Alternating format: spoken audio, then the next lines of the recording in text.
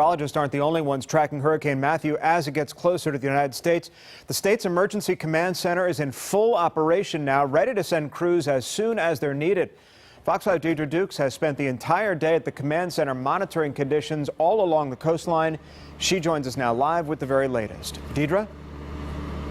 And dozens of people are hard at work here at Georgia Special Ops Center. They are watching and waiting, and they are ready to move in to assist any affected Georgia residents should this hurricane hit. The state Special Operations Center activated on Monday. Dozens of federal, state, and local officials here at Atlanta headquarters working directly with the 13 Georgia counties now under a state of emergency. Some county governments are considering whether or not they're going to ask for voluntary evacuations, including Chatham County, including Glenn County, McIntosh, Liberty. They're all considering their options.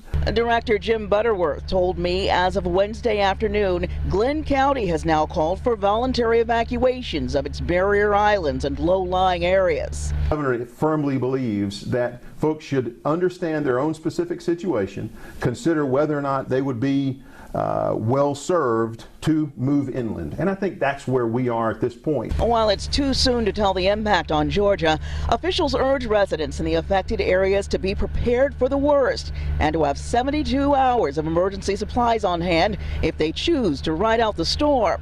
Butterworth says Hurricane Matthew has the potential to be the first major hurricane to make landfall in Georgia in more than a century.